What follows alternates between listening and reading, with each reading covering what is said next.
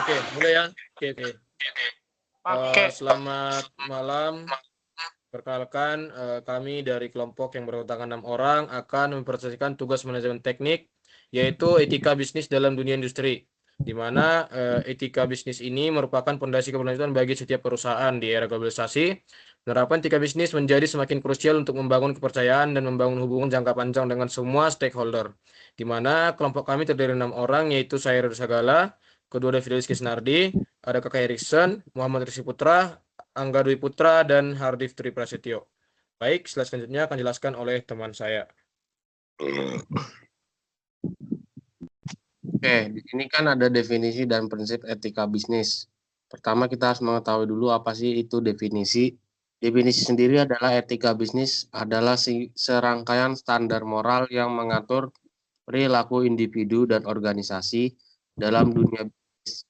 Prinsip-prinsip etika menjadi pedoman dalam pengambilan keputusan dan interaksi dengan stakeholder. Secara prinsip etika bisnis meliputi kejujuran, keadilan, tanggung jawab, transparansi, dan integritas.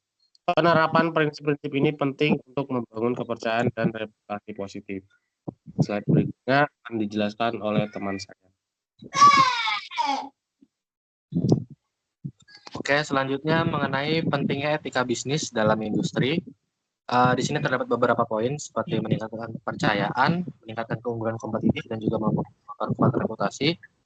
Yang pertama meningkatkan kepercayaan, yaitu etika bisnis membangun kepercayaan dengan stakeholder, termasuk pelanggan, karyawan, investor, dan masyarakat. Lalu yang kedua ada meningkatkan keunggulan kompetitif, yaitu etika bisnis menciptakan lingkungan kerja yang positif dan mendorong kinerja yang lebih baik, memberikan keunggulan kompetitif. Yang ketiga memperkuat reputasi, yaitu perusahaan dengan etika bisnis yang kuat memiliki reputasi yang baik yang menarik investor, pelanggan, dan juga bakat berkualitas. Mungkin untuk slide selanjutnya akan dilanjutkan oleh teman saya.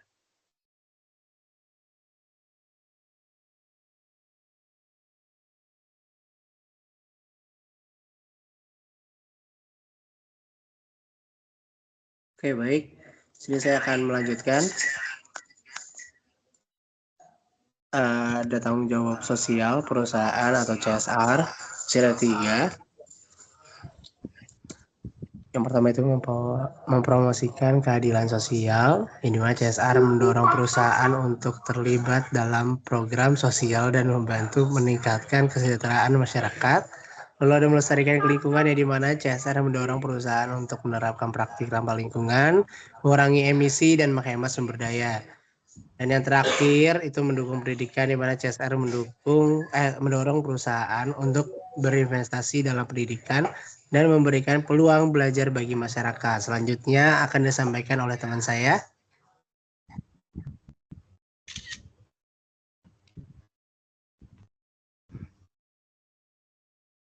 Selanjutnya akan disampaikan oleh saya yang dimana ada penerapan etika bisnis dalam pengambilan keputusan. Yang pertama ada identifikasi masalah, di mana pertimbangan dampak dari keputusan terhadap stakeholders dan lingkungan. Yang kedua ada analisis opsi, di mana pilih opsi yang sesuai dengan nilai-nilai pada etika dan prinsip-prinsip bisnis yang baik. Yang ketiga ada evaluasi dan implementasi, di mana pantau dampak keputusan dan lakukan penyesuaian jika diperlukan.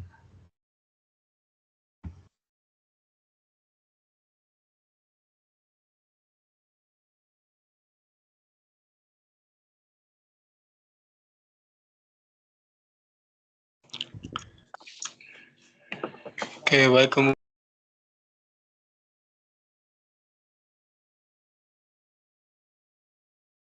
Maaf, di mute.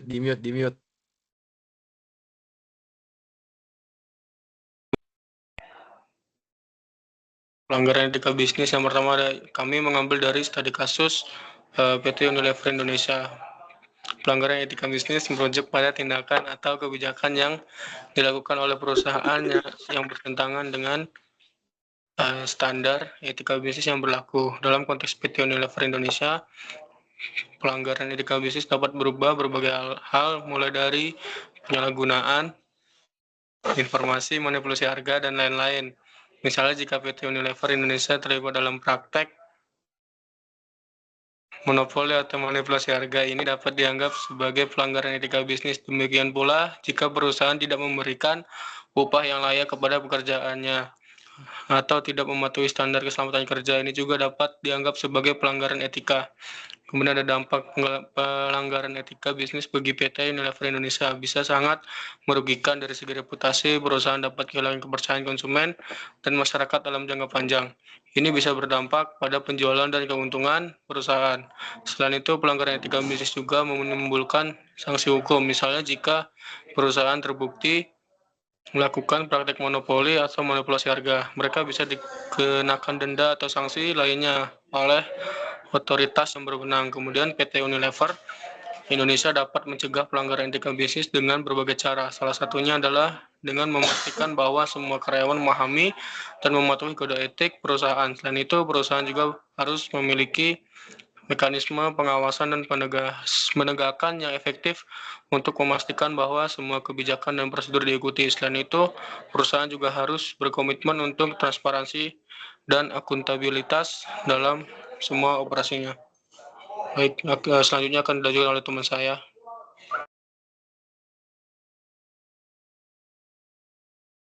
Baik, di sini saya akan membacakan kesimpulan dan rekomendasi, di mana etika bisnis ini sangat penting untuk membangun kepercayaan, reputasi, dan keberlanjutan perusahaan.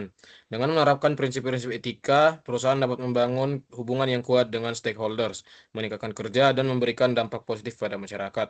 Baik, sekian presentasi kami pada tugas manajemen kali ini. Apabila ada salah, kami mohon maaf. Assalamualaikum warahmatullahi wabarakatuh.